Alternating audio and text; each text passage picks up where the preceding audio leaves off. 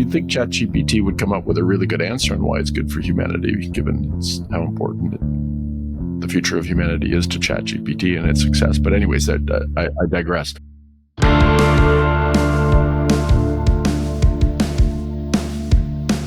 In an ever-changing world, campaigns are all about collaboration and connection.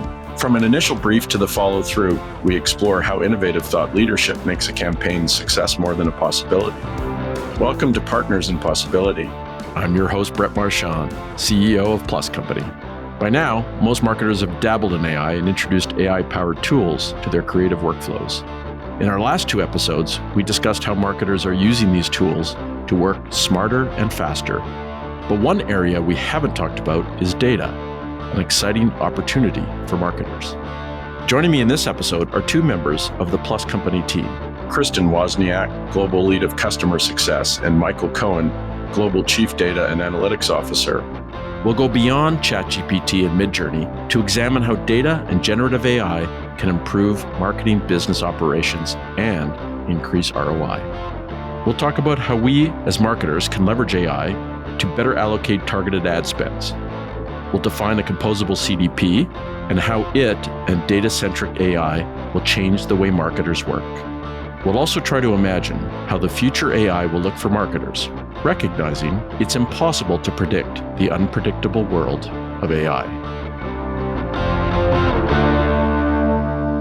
Michael, you say something on a regular basis, and it's about the horse versus the car, where if you ask people to predict and what they want, in the early 1900s, they'd say a faster horse. No one would have necessarily imagined the car.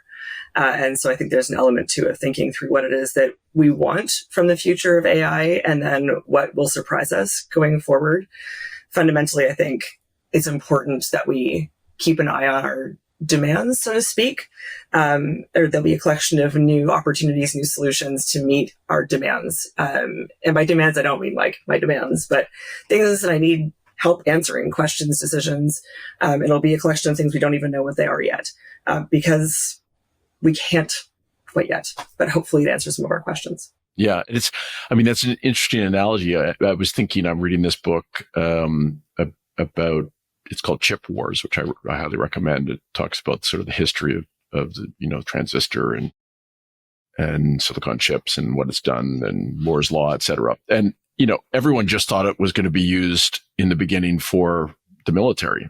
And it was really when people looked at it beyond that they realized that it had this incredible power. And it's kind of the same thing with AI, right? I often say to people, even though everyone is thinking about generative AI as far as producing text, and some people are thinking about it, around images, not a lot of people are thinking about it when it comes to good old fashioned marketing dollars. And I don't know, for every dollar spent on content, there's $10 spent on distribution and media. So, when you think about it that way, there's probably 10 times the opportunity when it comes to measurement and management. How are you seeing it helping with measurement, with management, and with data outputs? The big picture here is that this sort of prediction, generative AI, whatever we want to call it, produces information, whether that's in the form of language or audio or image or numbers and data. It answers the questions that we have, allows us to do that in an iterative way. You might ask, what was my reach for men in the 65 to 75-year-old age group in Southern California, and how did they respond to a particular campaign? Like, you can layer all those dimensions on it at once. It will synthesize an answer based on the information it has. It's not required to have all the data, and the reality is that data is imperfect, but prediction can overcome that. One of the interesting things about what you just said, Michael, especially thinking about the vast collection of clients and regions, is the data availability is so mixed. The generative AI piece starts to make it possible for clients, for people who haven't been able to engage in this space before, because it can work with imperfect data in a more meaningful and reliable way. Right. There's that famous quote by John Wanamaker, which is, I know half my advertising is working. I'm just not sure which half. And I think one of the interesting things about AI and how it can be used in a predictive way, as you just both described, is that people can focus on what's working and how do we do more of that, and less like, is it working or not, and do I trust it or not, et cetera. Tell me a little bit about how we're using or you're using AI now, in particular, not on the generative side of content, but on this management and measurement side that we're talking about. Really, the fundamental sort of building block of the marketplace that we aim to influence is the customer, and understanding that entire communication journey we're having with them. We know about all the challenges to filling out that story. Data that exists behind walled gardens, privacy regulations, low quality telemetry, just missing pieces. But AI or generative AI can solve the puzzle and predict what that journey looks like. And now we have a building block to be able to tell all of these combined stories about audience, creative, media, timing, different KPIs, the journey through the funnel, and do so in a way that allows us to build technologies that answer the questions we have today based on how mature we are as data and AI sort of organizations, but also answer the questions of the future that we don't know, because we've built it around the customer, who's always going to be the building block of the marketplace. I think there's an interesting conversation here around journeys in the funnel specifically. I've struggled with the funnel my whole career, and not because, 1898, it was developed, some stuff has changed since then. Yep. But I think more and more as the industry changes, the way we purchase things change, the funnel isn't as straightforward. I don't think we can throw it away. There's lots of categories and instances where the funnel and that linear journey does make a lot of sense. Yep. And there's other areas now where it really, really doesn't. And if I work with different clients, everybody comes to the table with their own sort of linear version of what that journey looks like. Even if it is a cycle, there's this one model. And the conversation then from the agency side specifically is, how do we then adopt our strategies and think through fitting into the way they want to talk about the customer? Or how do we encourage them to think about how we think about the customer? When in fact, we should be just looking at the customer and understanding what the customer is actually doing, and then working within that framework. And we've not really had the opportunity to do that in any kind of meaningful way to date. And so I think the AI space, we can start with, okay, these are the collection of people who've done the thing we're trying to drive forward, whether it's leads or footfall or sales or whatever it might be, and actually explore that group of people and say, what got them here? Instead of trying to fit them into these structures that may be artificial and may not actually apply to their business. Yeah. And imagine that, like learning actually from people's behavior. It's kind of a simple but novel concept.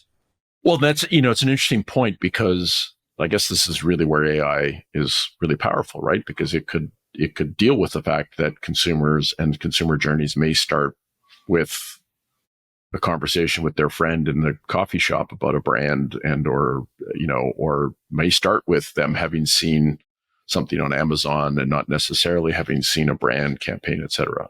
Yeah. And Amazon's an interesting one. I was having this debate with my partner last night.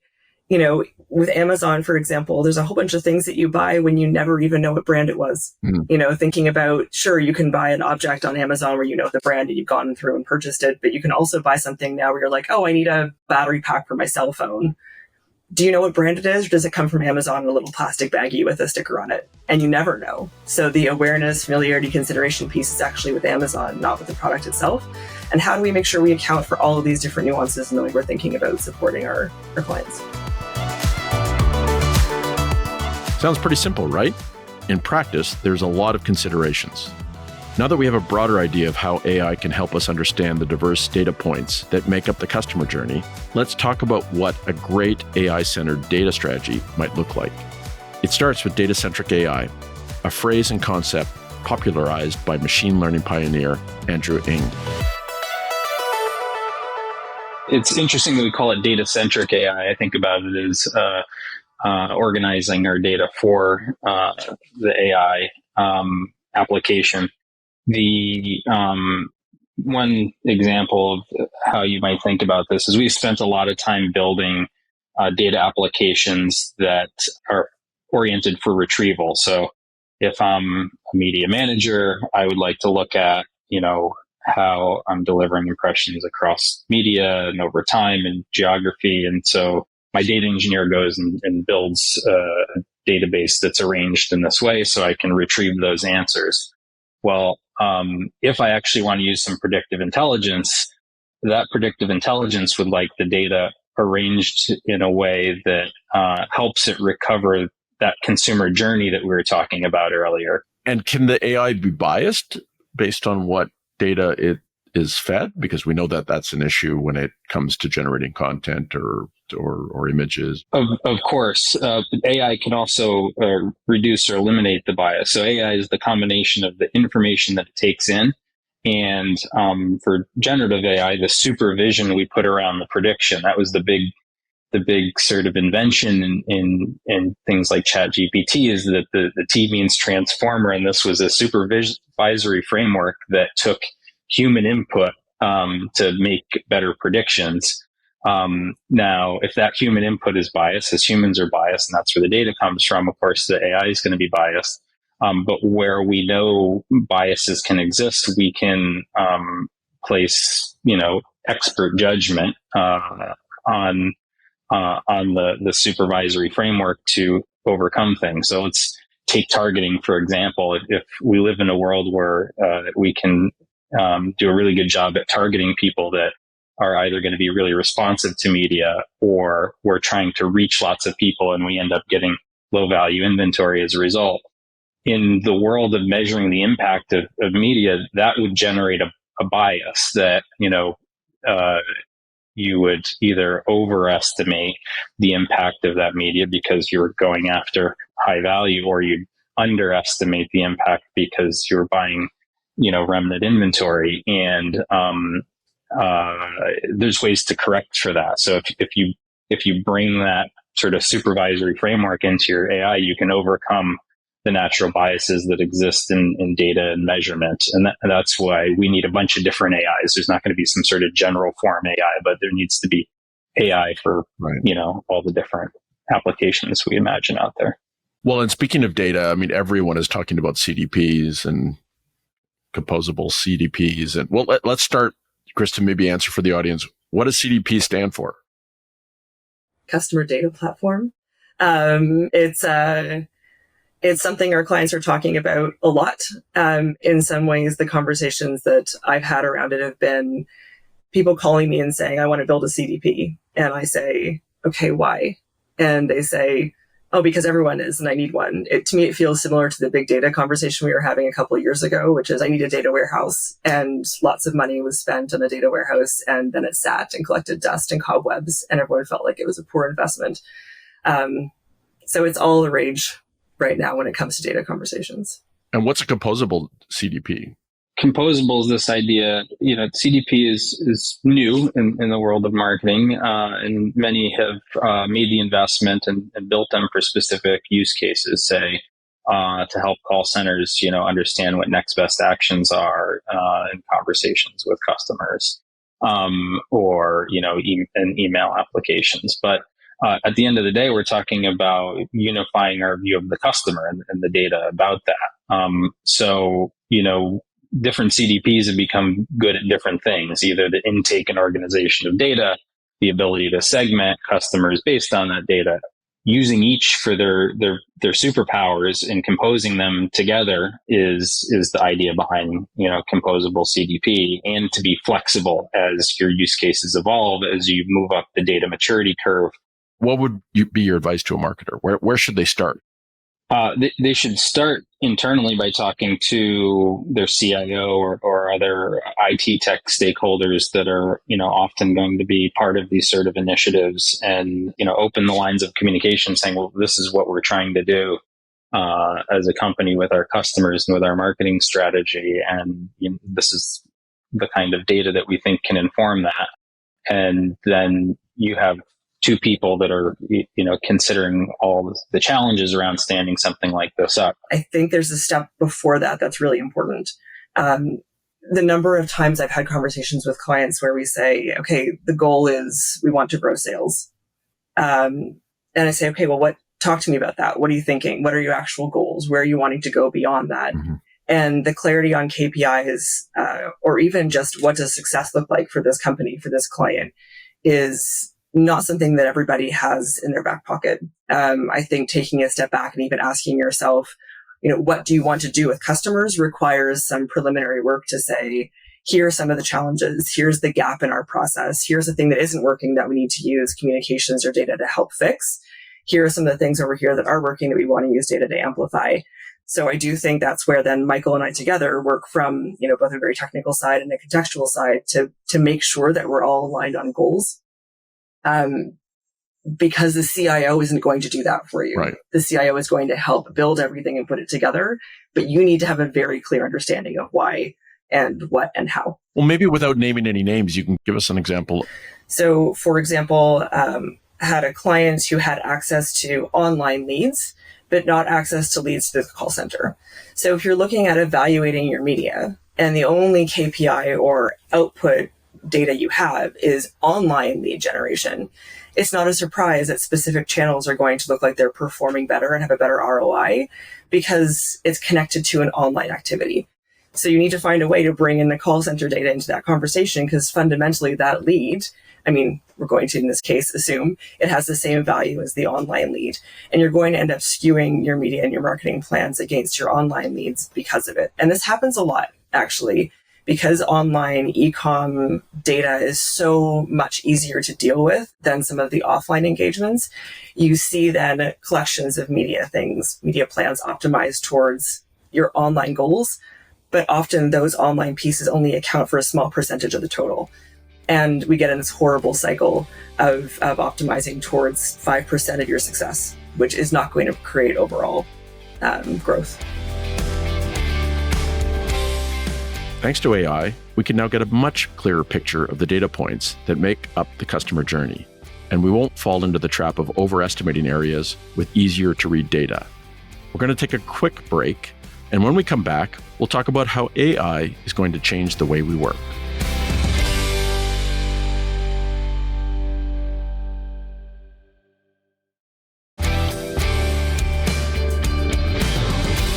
Welcome back to Partners in Possibility. I'm Brett Marchand. Today I'm talking with some of our leaders at Plus Company, Kristin Wozniak, Global Lead of Customer Success, and Michael Cohen, Global Chief Data and Analytics Officer. We're talking all about data and AI. We already know that marketers are finding many uses for AI in content and creative production, but there's an even bigger opportunity in measurement, management, and data. So let's talk about how this will change the way we work and how it will impact the people in marketing agencies, media agencies, and PR. Here's Kristin. Yeah, so for fun, earlier, I took all the questions that we thought about maybe tackling today and put them in a ChatGPT, just to see what ChatGPT would tell me about exactly that.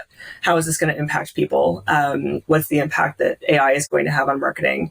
And the answers it gave me were very intelligent. Here are all the different workflows that it could impact. What it's not talking about, though, is the reaction to those potential improvements or adjustments.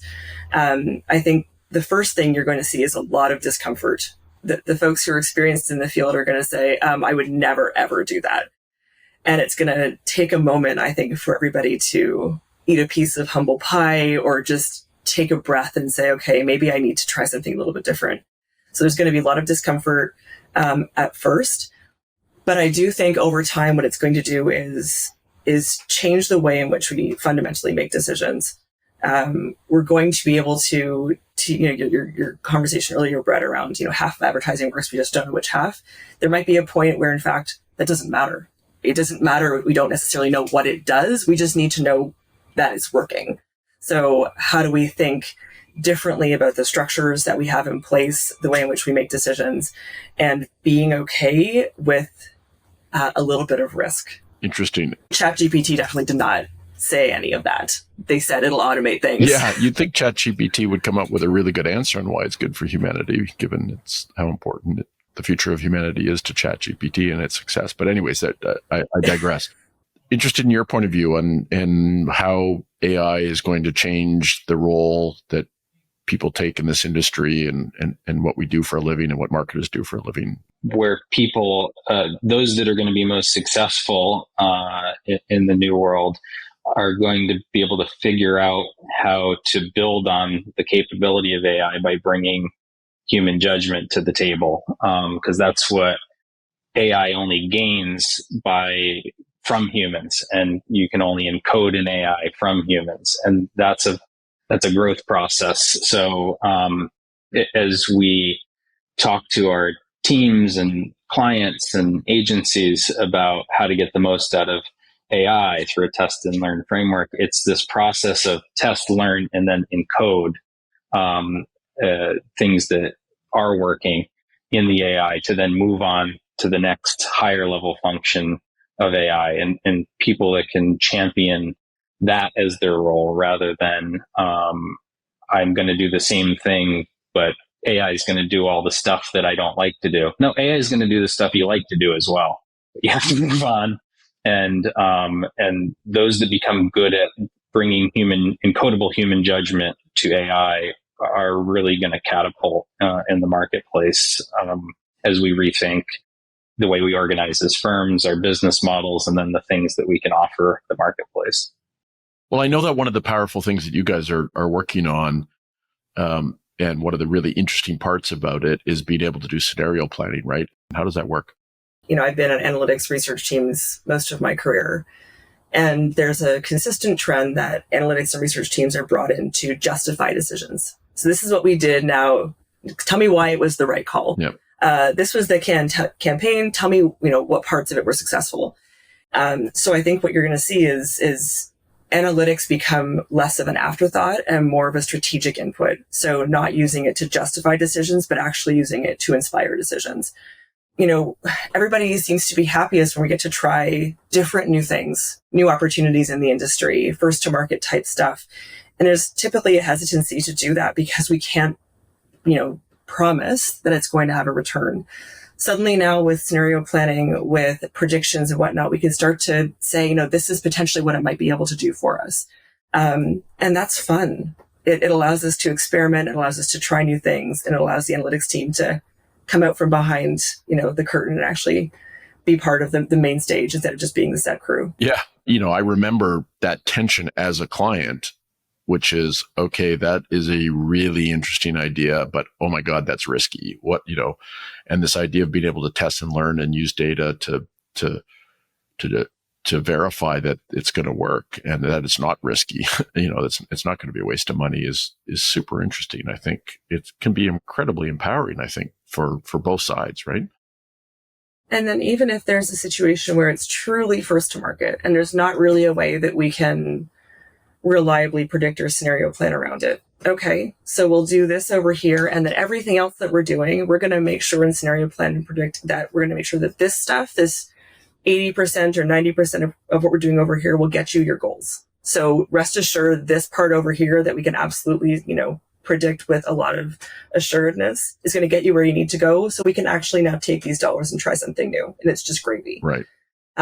So there's sort of a sense of common security on both sides. Let's just end in talking a little bit about some of the best practices that you guys are involved in here at Plus Company, what we're doing in general in order to take advantage of this AI revolution. I mean, some of the basic stuff is about access at your fingertips. And it's interesting to me watching a collection of folks across the network wanting to use ChatGPT and other systems to actually help them brainstorm around a brief or a challenge, but doing it secretly. It's like, oh, I'm not actually allowed to do this. There's this sort of sense that it's like cheating still if you ask ChatGPT to provide answers. So one of the things that we've been doing is again, a collection of training around critical thinking, how to actually interpret, use, and augment some of the learnings or brainstorms that come from ChatGPT. But beyond that, in a more substantial way, rethinking measurement specifically.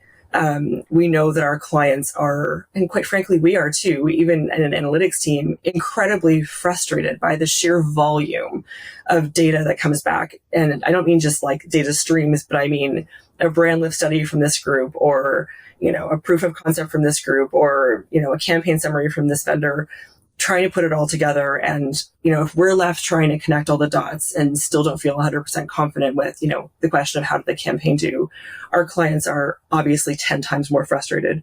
So, where we've really started is how do we clean up that conversation for our clients? How do we really bring it together and make sure that we can answer with certainty, with clarity, with transparency. Here's how your marketing efforts are performing in near real time in a way that feels understandable and accessible and creates a sense of confidence. So that's where we've really been putting a lot of effort. You can do that on a very big scale. You can also do it on a very small scale. But that really is, I think, one of the biggest challenges we need to overcome and one of the most effective ways to get AI moving for Plus Company right now. Well, listen, this has been fascinating. So thank you for joining me. Thank you for all your insights. Good luck on all the work that you're doing. And I can't wait for you guys both to have John Wanamaker roll around at his grave and say, see, somebody solved this issue. We're on it. Thank you, guys. Thank you very much. Thank you for listening to Partners in Possibility. That was my discussion with two leaders from the Plus Company team, Kristin Wozniak, Global Lead of Customer Success, and Michael Cohen, Chief Data and Analytics Officer. Before we go, one more thing to consider is around policy and ethics when using AI. With a multitude of platforms and applications, we use more than 20 in Plus Company, we need to consider consciously how and when we use AI, and how we protect our own IP as well as that of our clients and our creators.